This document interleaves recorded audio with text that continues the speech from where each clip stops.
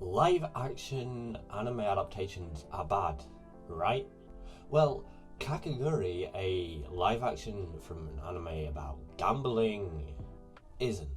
So let's fight! I'm only joking, let's not do that. So how can a live action anime about gambling be good? Well, maybe it's just so bad that it becomes full circle and goes good again, if you want to look at it like that. But it's actually good because it takes everything to the extreme and everything to a whole another level. Now, I'm not going to put it on a high pedestal and give it a gold medal and a pat on the back because it's not without their flaws, and because Jabime Yumiko is a literal god and it seems like there's no way that she could possibly ever lose. But again, she is Jabime Yumiko and plot armor. And when they're taking it to a whole nother level, the actors are giving it 100% and then turning that notch up just a little bit more. And, well, you start questioning yourself, are you okay? Are you a psychopath? Yes, they are, and it's brilliant. It is absolutely brilliant. So, at this school, you need to be good at gambling, which essentially boils down to the fact that you need to be A, very, very lucky, and B, the fact that mummy and daddy have a lot of money. A lot of money. Now, back to them about being a psychopath. Well, the entire school is consumed by gambling after the new school council president takes over. And I think the way that the school council president took over is kind of funny. She basically just won by luck, and then the other guy just kind of committed self-isekai. So, yeah.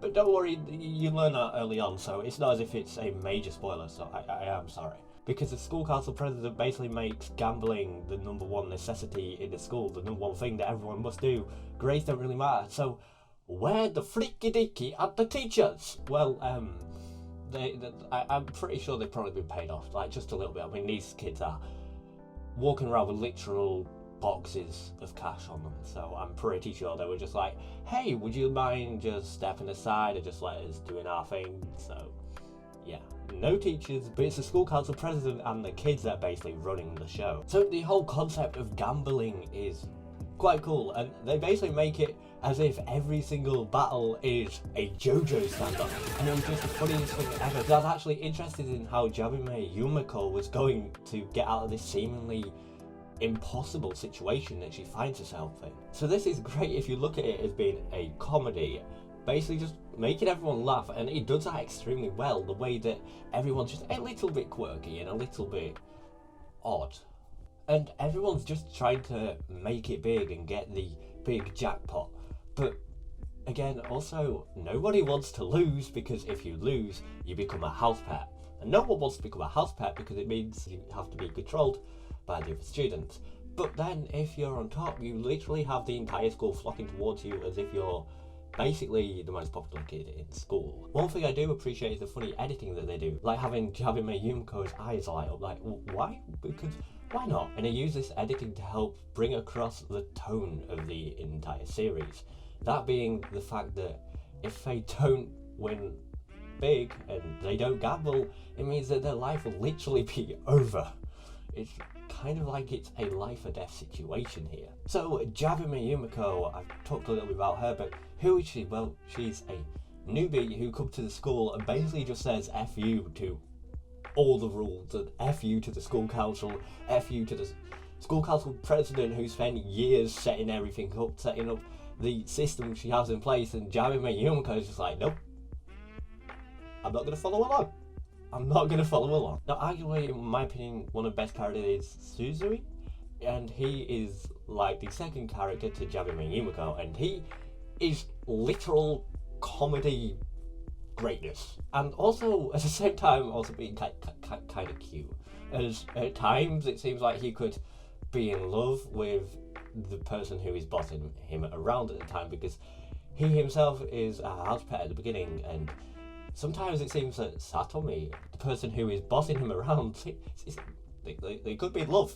Who knows? As they do have a few cute, romantic, cutesy moments together, so if you are a shipper, then there's something there for you. There's a few relationships that could quote-unquote happen. Like, when he's just talking to Jabime and she's just giving him money because she just does that. The fact that he doesn't want to accept it, and he's just acting really cute, and he's just really quirky, really. Another thing that they do is fourth wall breaks, and yeah, it can be a little bit annoying, but at the same time we get character development, I guess you could say, because we get inside the head of the characters. And why is this good? Well, it's better than a monologue, and well, it's basically the same thing as if you were inside the head of the people, but you basically are. It's just the fact that time has stopped, and now you have the character coming on the screen. The person who does this the most is Suzui, but also with this, you have other opponents that Jabime Yumiko faces against, and so it's just really cool, really. So using this, what they do with the editing is they basically make it so you are inside the head of the character, and this is great because it means we get to see their strategies, and it's basically like a little mini battle between the two opponents where they both go into this fourth wall break, and then the next character goes into the fourth wall break, stops the flow of time, and fourth wall break. So that's why this is amazing. And sometimes when they do this, they really do just stop time in the most amazing ways.